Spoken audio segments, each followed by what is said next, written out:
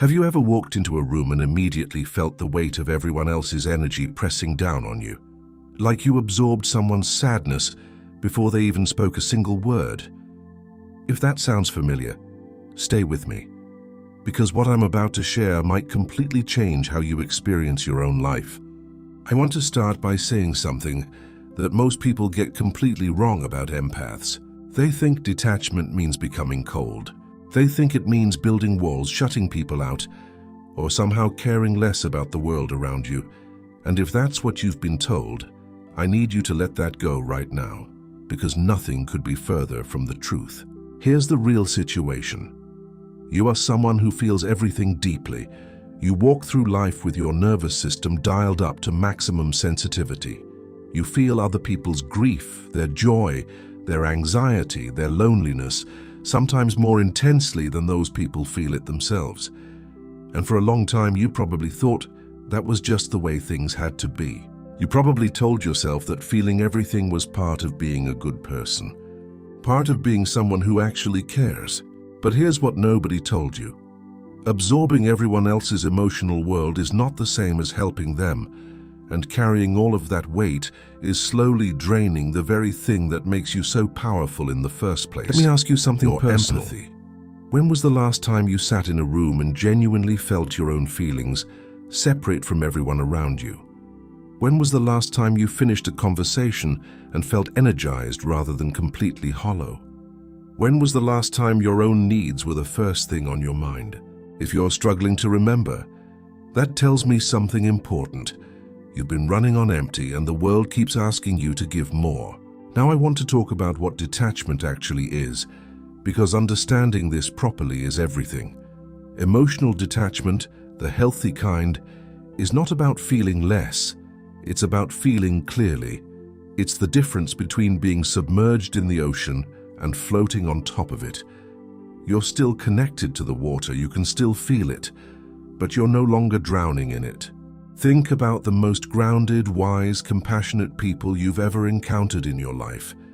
Therapists who have worked with trauma for decades, hospice workers who sit beside people in their final moments, spiritual teachers who radiate genuine peace.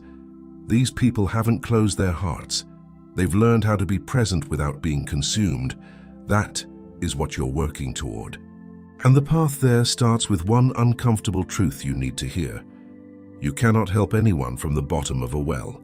When you take on everyone else's pain as your own responsibility, when you feel like you have failed because someone else is suffering, when you cancel your plans because someone you love is having a hard day and you simply cannot function knowing they're struggling, you are operating from a place of fear, not love. You are confusing merger with compassion. Let me give you something practical right now. The next time you feel someone's emotional energy coming toward you, I want you to try something simple. Instead of asking yourself, how do I fix this, or how do I help, ask yourself, whose feeling is this? Is this mine, or did I just pick it up from someone else? That one question creates a tiny but crucial space between stimulus and response, and in that space, you can choose. You can choose to offer genuine support without becoming the thing you're trying to help. That boundary, that distinction between you and the emotions around you, is what makes real connection possible. Because here's the paradox that might blow your mind a little. The more you lose yourself in other people's pain, the less truly present you actually are for them. You're too busy managing the flood of feeling to really see them clearly. But when you're grounded in yourself, when you know where you end and they begin, you can actually show up fully, without an agenda, without needing to fix anything to make yourself feel better. Now let's talk about why this is so hard. And I mean genuinely, profoundly hard for people like you. From a very young age, many empaths learned that the way to stay safe, the way to be loved, the way to belong, was to tune into the emotional climate of the people around them. Maybe you grew up in a home where moods shifted without warning. Maybe you learned early that if you could just sense what someone needed and provide it, things would go more smoothly. Maybe your sensitivity was praised in ways that made it feel like your responsibility. You became the emotional caretaker before you were old enough to choose that role. And that pattern runs deep. So deep that detaching can feel like betrayal. It can trigger guilt so intense it feels almost physical. You might start to set a boundary with someone and then immediately hear a voice inside saying, "But what if they need me? But what if they fall apart? But what if I'm being selfish?" I want to speak directly to that voice right now. You are not selfish for having edges. You're not cruel for acknowledging your own limits. You are not abandoning people by refusing to dissolve yourself for them. Healthy love has space in it. Healthy connection allows two separate people to exist, each with their own inner world, each responsible for their own healing. And here's something even more important. When you allow people to feel their own feelings without rushing in to absorb those feelings for them, you are actually respecting them. You are treating them as capable human beings who can navigate their own experience. Overfunctioning for other people's emotions quietly sends a message that says, "I don't trust you to handle this." That is not compassion. That is control, even when it comes from love. So what does detachment actually look like in practice?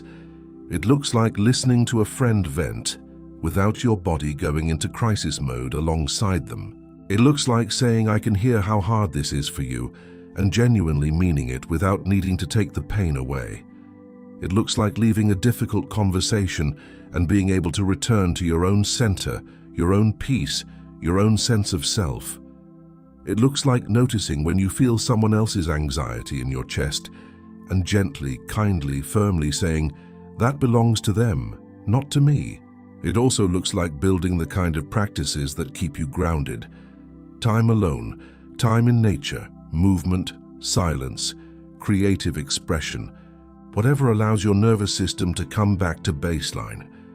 Because your sensitivity is not a problem to be solved. It is an extraordinary gift. But even extraordinary gifts require maintenance. Here is what I most want you to take away from this conversation. Detachment is an act of love. Love for yourself, yes, but also love for the people around you.